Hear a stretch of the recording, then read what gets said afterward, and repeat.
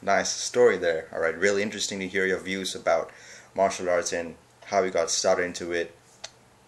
As you know, right now, um, UFC, MMA, and cage fighting are on the rise, and this has actually sparked a lot of arguments like boxing versus wrestling, Muay Thai versus karate, and all this style versus style things. All right.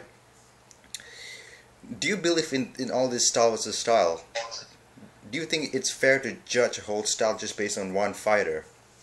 Well, I think you've kind of answered you've kind of answered your own question in a way there, because that's exactly what it's about. It's about the person, and I think that's the answer you hear all the time. Um, in martial arts or in sport or in whatever, it's about the person. You know, it's what they've learned, it's what they've put in, it's their experiences. You know, I've met, I've met lots of different martial artists. I've met people from, from not very technical martial arts and boxing and styles like that, who could wipe the floor, absolutely wipe the floor with people from other martial arts who are black belts, second dan, fifth dan, and they just don't have a clue. It's, you can't compare. That's it. That's all I can say. You can't judge a martial art by one person. You can judge it. You can judge it over a lot of people, or a performance, or a general recorded history, but not over one person. So if you see, you see these clips on YouTube like Wing Chun versus boxing, or and they've got some kickboxer who's like obviously trained for quite a long time, and there's some poor like Wing Chun lad who anyway isn't a particularly good martial artist, let alone good at Wing Chun, and he just gets battered. And that's another thing as well. Just because you're a good martial artist, or just because you're good at your style, doesn't mean you're a good martial artist. I think it's kind of everyone's duty in martial arts to go a bit beyond their style and make sure that they're a good martial artist all around. We were talking about Well-rounded, MMA before. Yeah, but we were talking about MMA before, and I think that's something MMA does well, is that it points out to people that necessarily, you can't just focus on one thing. I don't believe you can't just have technique. You can't have sayings like, no, don't use any strength. Well, you can, because obviously you do in martial arts, but it's such a black and white thing to say, don't use any strength. Sometimes you need to be strong, sometimes you need to be weak, sometimes you need to be tough, sometimes you need to be, not so tough, sometimes you need to be fast, sometimes you need to be slow. I think everyone needs to spend more time in the dojo if they can, but more time out of the dojo learning how their martial art applies to themselves first. Make themselves, if it's no good being like a millionth dan in Aikido if, you can't run up a flight of stairs, and someone's chasing you with a knife or a gun and you have to run away. What's the point of being 10th dan if you have to run away from someone who's, going to shoot you or something, and you can't run, and they outrun you? Technically, they've beaten you that day then, haven't they? And, depending on what, your martial arts, how seriously you take it, it's about survival, it's about a lot of things, but it's about not being beaten, even if that means having the stamina to outrun someone who's chasing you. Or, as is in my case, in my line of work, run after someone and still fight them when you catch them. Do you know what I mean? Yeah. Now, do you think these traditional arts like Chinese arts and Japanese arts, Aikido, Kung Fu, Wushu, do you think these arts are still relevant in this day and age where everyone is just interested in fighting and not, not all the showy things? I think I think they're relevant, but again, it depends. It depends on the person. Some people are interested in history and culture and tradition, and some people aren't. Some people are very like a famous fighter from the past, Baz Rutten. He was kind of. He's a good fighter, he's a good martial artist. I've got not a single bad word to say about the guy, but I'm sure there's a lot of people who don't like him because he makes fun of martial arts a bit. He did like a demonstration in a martial arts competition where he just literally kind of made fun of everything and did these ridiculous moves, and it was all a big joke. But that was the point of it, because he was trying to kind of say enough of this kind of bowing and scraping and this and that and the next thing. But there's people who like that. There's martial artists who enjoy more the culture, the martial arts, the heritage and the techniques than they do the fighting. But then what they should do is, and this is where we get lost, especially on YouTube, and on the internet, is that these people don't ever analyze themselves and think. So you've got someone like that who's really into the forms and the techniques, and then they're kind of bashing someone who does MMA and stuff like that. But before they do that, they should be like, hold on a second, could that MMA person just absolutely beat the shit out of me? And if so, maybe I should take a step back and keep my mouth shut. Do you know what I mean? And vice versa. Maybe there's someone from MMA who just, is just pig ignorant, and can't for the life of them see why anyone would do any other martial art other than MMA, failing to see that MMA is made up of all the constituent martial arts that he professes to hate. All the famous fighters, a lot of the famous fighters in MMA come from their own personal martial arts background. I'd like to hope it does have a place in the world, but maybe we need a bit of a revival of old style, because just like you said, old style martial arts shouldn't necessarily be impractical. It shouldn't be about, doing forms and floating around. It's because there's an essence and a knowledge of it that's lost, and that's just hard training. People want results too quickly, and they don't train near as hard as it seems they did in the past.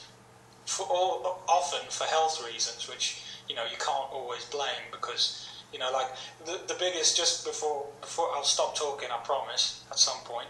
But the biggest attack I get on my YouTube Iron Body Martial Arts page, my page, the biggest attack I get is martial artists saying to me, "Oh, no, how can you do that? You'll get arthritis, you'll explode your heart, you'll go blind, this, that, and the next thing." But these methods I'm training are all old recorded training methods. So it's kind of like you've got a generation of martial artists, and you always have, who are quite happy to, and that's fine, they're quite happy to punch red pads and wear big mitts and wear protectors and spar, but what they shouldn't do then, they must realise, we must all evaluate ourselves, they must realise they're on a different category. So what I'm saying is, don't spend all day punching big red vinyl pads and doing a few spin kicks, and then come on my side and kind of tell me that I shouldn't do what I do, because if ever it came to a situation where me and that person may be in combat, they would see that there's a reason why you do the conditioning. It makes a difference. And likewise, I don't go on their side and say, don't do, I don't come with my iron palm and say, oh, you're crap, don't hit pads, it doesn't densen your bones, it doesn't do anything, it just does cardio, blah, blah, blah, blah, blah. So just, live and let live. There we go. That's my waffly answer. Good words. Now, speaking on what you said, I personally believe that that we should try to um, study this traditional arts and try to save all these forms, because lots of these traditional arts have been passed down from generations to generations, and I kind of personally believe that it would probably get lost in the future. So I think that what more people should do is to try to study these arts and try to save this tradition and pass it on to others. Yeah, I think, yeah, it's a cultural thing, isn't it? Technically, none of this is our culture. It's not my culture. It's not your culture. Yes. So, albeit most cultures have their own martial art of some kind, albeit the Western martial arts have been lost in the sort of 15th century or whatever. But I'd like to believe that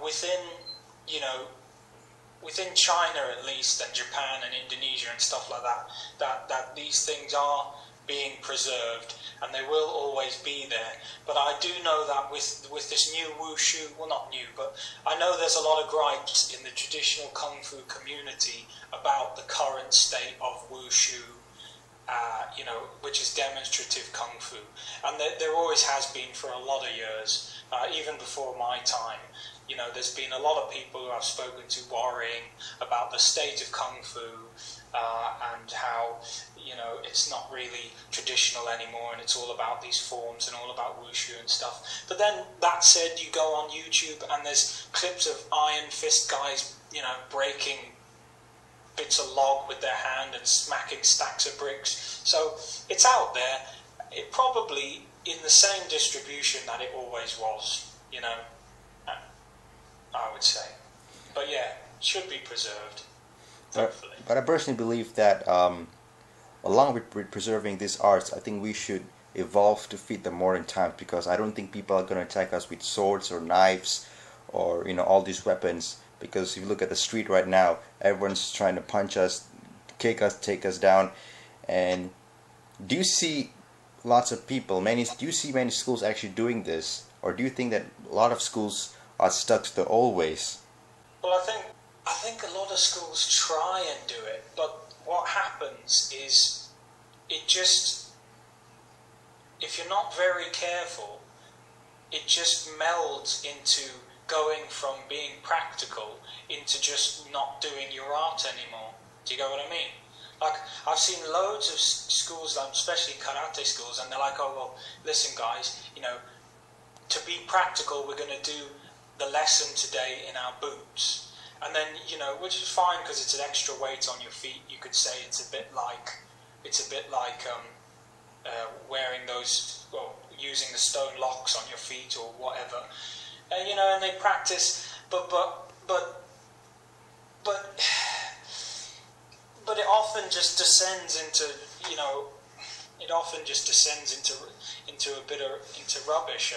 I think you've got to be very careful how do you do that? I think you're right there. That it needs to be done, but you have to be careful about how do you do it. And how do you do it? I don't know. Traditional arts in their purest form, for instance, Budo is fighting martial art. It's just a word for the way of the warrior or fighting martial art. But the old martial arts shouldn't necessarily not be applicable for today, because what's the difference from the past than it is today? If someone stabs you today, it's the same. You die the same death as you did in the 1500s. And I know there's ways of stabbing. But even in the past, those ways of stabbing were stylized, because a human today is the same as a human in the 15th century. It's the people, it's the way it's taught that's got it a bit wrong, or misconceived or whatever. I think there's a big place for traditional learning and traditional styles, but once again, you have to check yourself. You have to go into your dojo, do your traditional stuff, and then realize, hold on, that was all fake. Now, do you know what? Before our classes and in our classes, we would always remind ourselves, we'd do a lesson on something, and then we'd say, every now and then we'd stop and go, listen guys, if you think this is real, you are absolutely kidding yourselves. Yeah? and we'd literally tell people, look, this, because people would be all impressed by all the moves, and we'd say, look, this is not real. It's fake. It's practice. It's slow. It's weak. It's controlled. It's safe. And I think maybe if we did that in our martial arts schools, that would be cool. That would be good, because there's too many martial arts schools who you walk in and they're like, this is the way of the warrior. This will get you out of a million swords attacking you at once. Every dojo environment is fake. It is, inherently, and I'm not saying that as a diss. I'm not saying that to diss any martial art, because obviously I like the martial arts, but if you think about it in your mind, unless it's real, it's fake, isn't it? Unless if it's staged, and even these lessons where people, put on helmets and they say, oh, we'll just slash him up like you would, even that's fake, because it's a training exercise. Because there's a lot of videos as well of people trying to impress people by wearing helmets, it's a good training method, albeit you can't get much out of it other than get shocked and get a bit of reaction timing. So I'd call it a good training exercise. Oh yeah, I get what you're saying. Sorry to cut you off, but you're saying that in the dojo, we know what's going to happen because we're in the dojo, by in the street. When someone tries to fight us or someone pulls a knife onto us, we are just shocked for a few seconds, and by the time we realize it, we are slashed and we are punched in the face, we're getting beaten up. So it's a totally different thing. It's different. I think back to, within my job, the times where someone's attacked me, and often it's even before the attack. It's seconds before the attack. Put it this way, I've had people come up to me doing everything that you would think would make you sort of defend yourself or attack them, and I've just stood there. And obviously they haven't attacked me, and I've just looked at them, and then they've gone away because something wasn't right. I don't know, call it a feeling, call it body language. Something wasn't right. And then on other occasions, I've just literally tapped someone on the back, and they've turned round and just looked me in the eye, and I've had to do something to them, and bang, they end up on the floor in a lock or whatever. I'm not trying to say I'm that. I'm not trying to demonstrate how good I am. I'm just giving you examples of things that have happened to me. So it's just weird, because if someone told me that in a dojo, I would think that was fake. If someone, because, on one occasion, they only got their hand as far as their left shoulder, and then already somehow I remembered some lock, and I did a lock on them. It's like it as Onkyo from I think it's Onkyo or Sankyo from Sankyo from Aikido, the reverse lock. Yeah. He had his hand up, and it just came like this, and I grabbed it and twisted underneath him, and he was in Sankyo. But he hadn't started to punch me yet, but something about what he did made me grab him. And then it turned into a fight, and we fell on the floor and stuff like that, and a few palms and stuff like that happened, and then he gave up. But what I'm trying to say is, that's why I have faith in traditional arts. Traditional arts, because they work, but they work at strange times. If I was in the lesson, and if we were in the martial arts lesson and we set up that move, and someone said, okay, you go to punch him, raise your hand to here, and then grab it, the first thing I would say, or anyone would say, is, that's not real. Who goes like this and then punches someone? But on that particular day, that's what that person did, and that's how my body reacted. So there's a lot to be said for slowly and methodically going through moves and learning them, as long as you know they're fake at the time that you're doing them. So let your body. What you're probably trying to say is that we have to understand the principles behind the techniques and not just try to remember the technique itself, because I believe that techniques don't really work all the time 100%, because on the street So someone's trying to fight you, someone's resisting, and it's totally different from the dojo. But I think if you understand the principles behind the technique, you can make it work in any situation. Yeah, I agree with that 100%. So something we always used to say was, don't try and do a move, don't try and put a lock on someone, let them get into a position where the lock's already applied, and then you just finish it off. So, and I know that sounds like, sitting here, it sounds like a bit of crap, because you think, well, that's just like some saying, how does that work?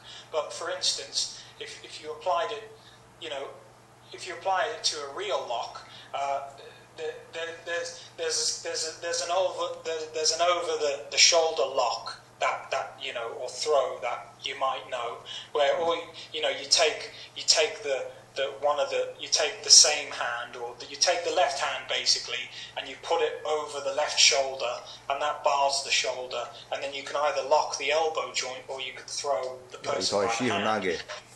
Yeah, it's called various things in various martial arts, an arm bar, an arm lock, or a wrist throw it can turn into.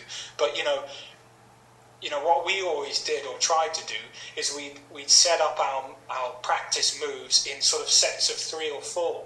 So, it was never punch. It was never like, oh, you punch for me, I block it, and then I throw you. It was always like, you punch, you kick, you punch again, I move, and then your body's naturally in that position, and then I just pick up on what. So yeah, almost to cut that line short, it's almost like getting your uke, getting him to stand in various positions, or punch or move, and just try and recognize different locks that you could apply within his own movement, rather than trying to grab him and do a lock or something like that. If that makes sense. Yeah, what you said just reminds me of Aikido's founder, Morihei Ueshiba. He said something like, learn a technique and forget the technique. He said, in an actual fight, you create your own technique based on the situation. So I'm guessing what you're trying to say is not to get stuck in technique land. Yeah, 100%. If you, I think I said it to you when we were chatting one day, if you're doing any kind of fighting, be it a spar or defending yourself in real life, if you're thinking about what you're going to do for a second, or you've got 1 second more time than exists, because you don't even have that second. In real life, it's happened. You can't think about it. And then in the dojo, when you're there trying to look good and you're trying to think of a technique, it still doesn't work. We've all had it. We've all stood in the dojo. Someone said, demonstrate a technique. And you're there and you're like, oh, I want to think of a good technique so I look good, or whatever. But yeah, anyway, it's almost like you don't have to worrying about thinking about a technique. Because I promise you, we all know, in real life, you just will not have the time. You will just have to make do with whatever you've got happening.